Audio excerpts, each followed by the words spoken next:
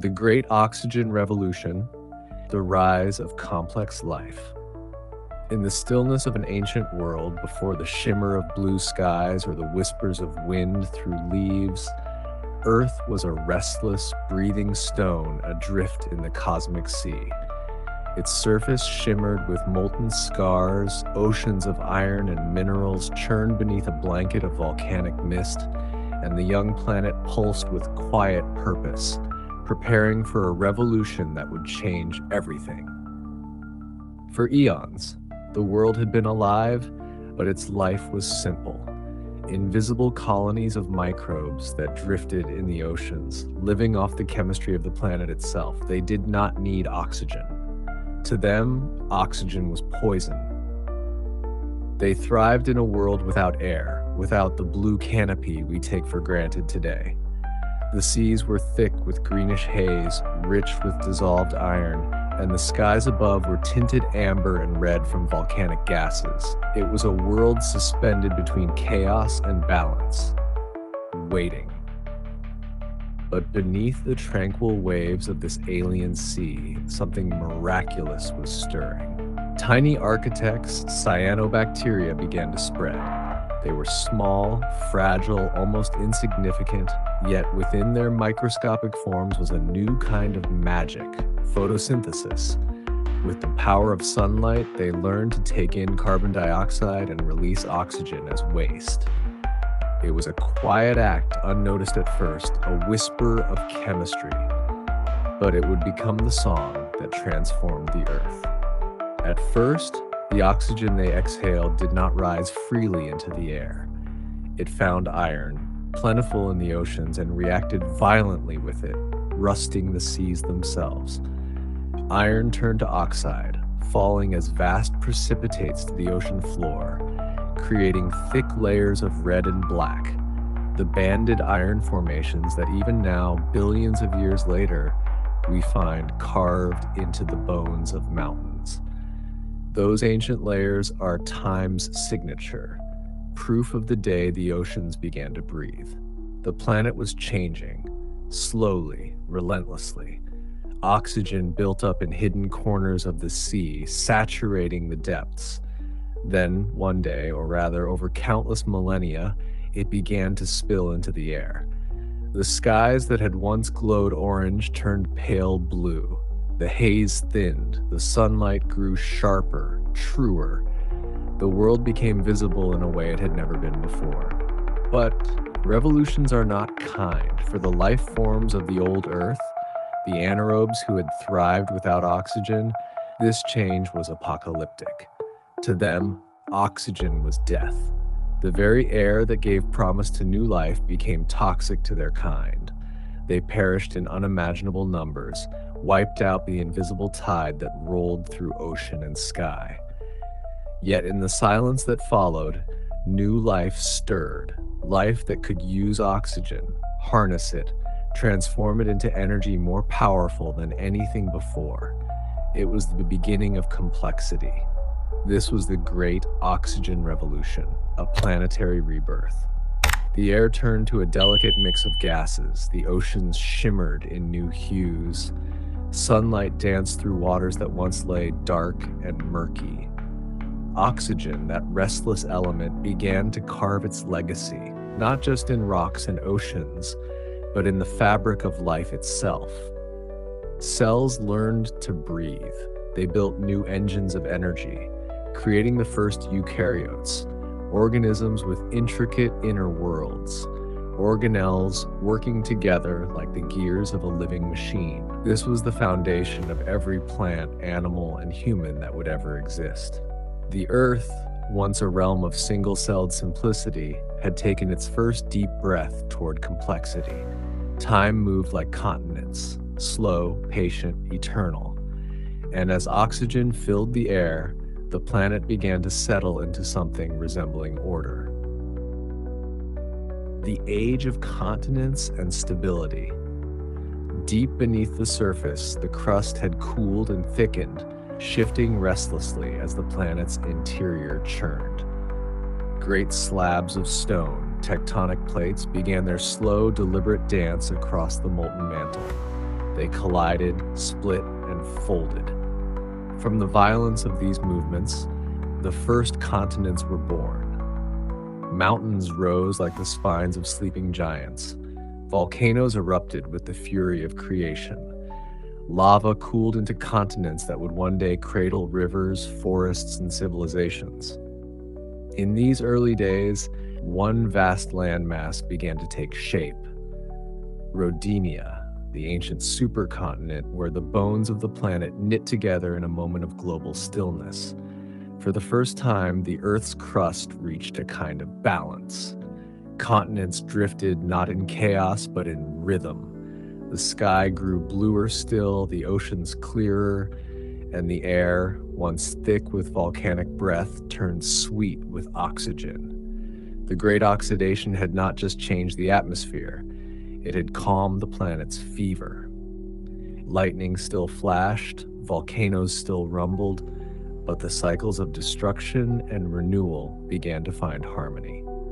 In the seas, life thrived. Microbial mats carpeted the shallow coasts. Stromatolites, ancient, living towers of bacteria, reached toward the light like coral reefs of another age. Within their tiny ecosystems, the foundation for all later life was quietly being written. It was an age of subtle miracles. Deep in the ocean's shadowy depths, primitive organisms learned new ways to survive. They formed partnerships, cells joining together, sharing energy and genes. Cooperation replaced competition. Mitochondria, once free-living bacteria, were swallowed by larger cells and turned into powerhouses. The stage was being set for something extraordinary, life with structure, with complexity, with purpose. Above them, the continents moved. They split and rejoined, carrying seas and mountains across the surface of the world like drifting dreams. The earth was sculpting itself, preparing its face for the coming dawn. With every tectonic shift, volcanoes breathed new minerals into the oceans. With every rainstorm, rivers carved paths through the raw, unyielding land. The world was finding equilibrium, not in stillness, but in motion.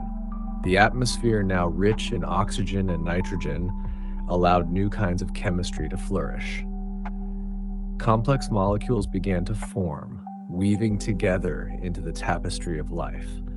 The planet, once hostile, now hummed with a gentle rhythm of stability. Yet in that peace, something remarkable was building. In the ocean's warm shallows, evolution began to accelerate. Cells that had once floated aimlessly started to organize into colonies. Some cells specialized, one for movement, another for sensing light, another for protection. These small experiments in cooperation would one day give rise to tissues, organs, and bodies.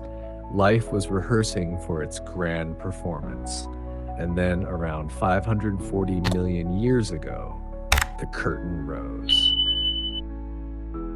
The Cambrian explosion.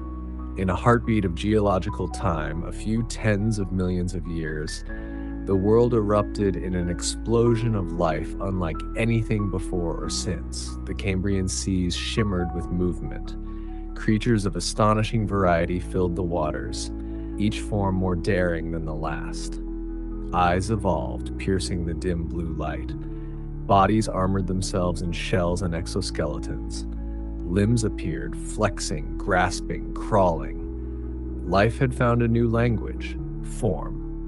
Trilobites scuttled across the seafloor, their segmented bodies glittering like jeweled armor. Worms tunneled through the mud, aerating the seabed and reshaping the ocean floor. Jellyfish-like predators drifted gracefully, their translucent bells pulsing through the light. And in the deeper waters, strange creatures with spines, fins, and teeth began to hunt.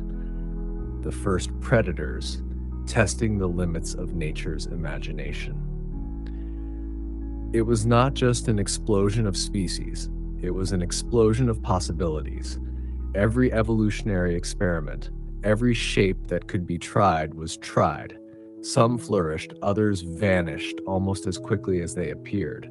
But through this fever of creativity, the blueprint for all animal life emerged. The ancestors of fish, insects, amphibians, even mammals, all trace their roots to this moment of planetary inspiration. The oceans became a theater of survival and adaptation. For the first time, the story of life became a drama: predator and prey, hunter and hunted. Senses sharpened, reflexes evolved, bodies adapted to move, hide, and strike. The game of life had begun, and evolution became its eternal artist. Above the waters, the continents watched in silence. Their coasts were teeming with activity, their shallow seas alive with color and motion.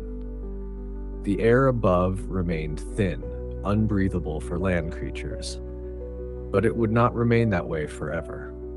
Oxygen continued to build, creeping higher, preparing the planet for its next transformation. Yet, even amid all this flourishing, time whispered reminders of impermanence.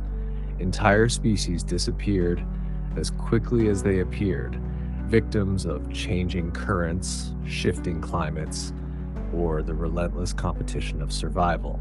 Extinction had entered the world, the shadow of life's brilliance. But from those shadows came resilience. Every failure, every loss, every vanished form left behind fragments of innovation that others would inherit. The nervous system, the exoskeleton, the eye, each invention born in the Cambrian would echo through the ages. Evolution was no longer content with simplicity, it had discovered creativity. And so, through this symphony of birth and extinction, Earth found its balance between chaos and order, between destruction and creation. The seas, once silent, now roared with life. The air shimmered with unseen promise. The continents stood ready to cradle forests, rivers, and creatures that would one day look up and wonder at the stars. The great oxygen revolution had begun as a whisper, the breath of microbes beneath ancient seas. But it became the chorus of creation itself. Oxygen had turned the sky blue. It had forged rust from iron, and from that rust had come continents, mountains, and oceans.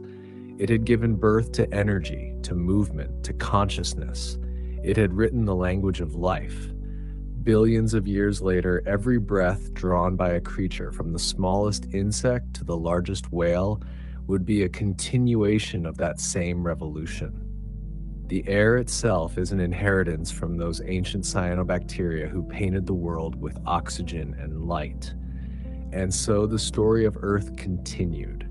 A planet once barren, now breathing, once silent, now alive. From the depths of the great oxygen revolution came the promise of all that followed: coral reefs, forests, birds, humans, all the children of air and stone and time. The world turned and the story went on.